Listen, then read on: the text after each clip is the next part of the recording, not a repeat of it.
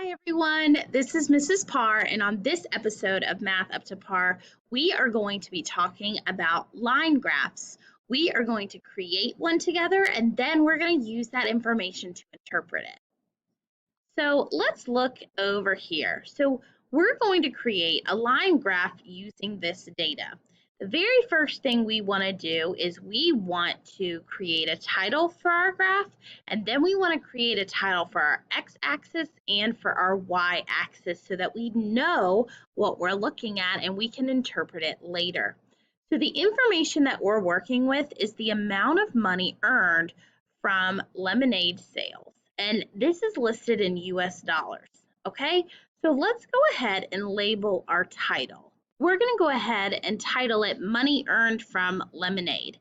So I shortened that a little bit, mostly to make it fit. So now I need a title for my x-axis and my y-axis. When you're using a line graph, you use line graphs to show change over time. So something is changing, okay? So time, that could be seconds, that could be minutes, it could be hours, it could be days, it could be weeks, it could be months, it could be years, it could be decades, it could be centuries. So time could be any sort of amount of time, but we're showing changes in how they happen. So in this case, it looks like our time unit is our days, okay? So we have Thursday, Friday, Saturday, and Sunday. I'm gonna go ahead and I'm gonna label those at the bottom right here. So when I label these, when I'm doing a bar graph, I want to label right below where the bar would go up, but I'm actually going to be plotting points on my line graph. So I'm going to be plotting points along these lines. So Thursday is going to be on this line, then I skipped a line. Friday is going to be on this line, I skipped a line. Saturday is going to be on this line, I skipped another line, and then Sunday is going to be on this line. Okay, so these are our days of the week. All right, now these amounts are money. So I'm going to be plotting my money along the side here. So the title of this is going to be my United States dollars. Well, we need to figure out a unit to count by because I can already look at 55 and I know there's not 55 grid boxes right here. So I'm going to run out of space if I count by ones. Even if I count by 2, 2, 4, 6, 8, 10, 12, 14, 16, I don't even get close. Maybe fives. 5, 10, 15, 20, 25, 30, 35, 40. I still don't get there. Let's try another common unit. Let's try tens. So that's 0, 10, 20, 30, 40, 50, 60, 70, 80. That seems like a good one. So somewhere between 5 and 10 would work. But because a lot of the numbers in between 5 and 10 aren't the greatest units to count by, we're going to go with 10 because I think that will make it clear enough for us to figure out where to plot these points. So let's go ahead and label our y-axis right now. So now I have labeled my y-axis in increments of 10, okay? So that means that when I'm plotting a point, I need to find the amount in between those amounts of 10 and make it as accurate as possible. So let's go ahead and plot our points for our line graph. So let's look at Thursday. On Thursday, they made $37 from their lemonade stand. So I am going to plot a point. I'm going to make it thicker.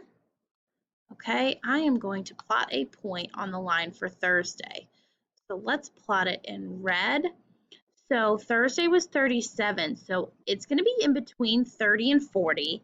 I know that halfway between 30 and 40 is 35, and 37 is just a little bit more, so it's going to be towards this top corner. It doesn't have to be perfect, but I'm going to get it as close as I can. So I'm going to plot, that's my point right there, okay? Then I am going to take Friday, and Friday made $53. So I'm going to go up to 50. I know it's in between 50 and 60. 55 is halfway, and I know that 53 is less than that. So I'm going to drop it down just a little bit. I'm going to plot my point right there. Then Saturday, I'm going to look and it is 55. I know that 55 is exactly halfway between 50 and 60. So I'm going to plot it right there. And then Sunday was 42. So 42, it's a little bit over 40 because I know that 45 is halfway between 40 and 50. So I'm going a little bit less, right about here. Okay? So now that I have these points, I am going to connect my dots to see a change over time. So I'm going to draw a line connecting them, and it's going to look like this. Ta-da!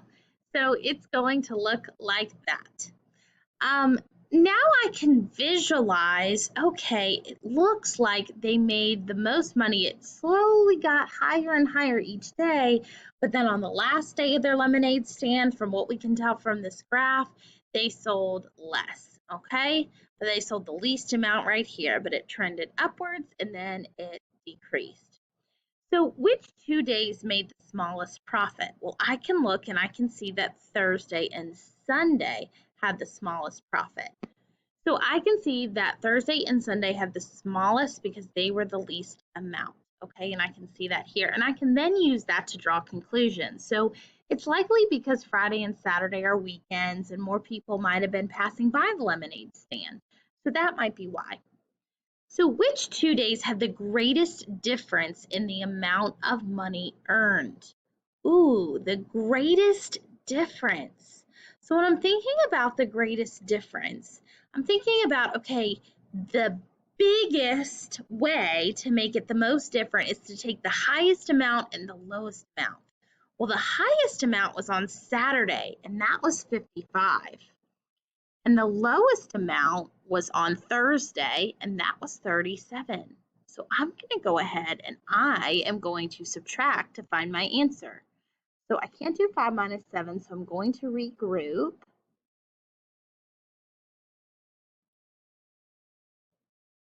So that means that there was 18, right? That was the biggest difference, $18 difference. So my answer is going to be Saturday and Thursday had the greatest difference. So now I need to find the total amount of money earned from the lemonade stand. So that means I'm going to need to add all of these amounts up. What I'm going to do is I'm going to group them together. So I'm going to add Thursday and Friday together, and then I'm going to add Saturday and Sunday together. And then I'm going to take those two amounts and add those together. So I have 37 plus 53, and I have 55 plus 42. So when I add, I get 3 plus 5, that's 8, so that's 90. And then over here I get 7, so I get 90 plus 97. So I'm then going to take 90 plus 97. Whoops. Let me do 97 plus 90, and I add them up. And 9 plus 9 is 18. So that means the total amount of money earned from the lemonade stand was $187. Hey, that's a pretty good amount of money. Maybe I should open a lemonade stand. All right, guys, thanks so much for listening about line graphs. Happy practicing.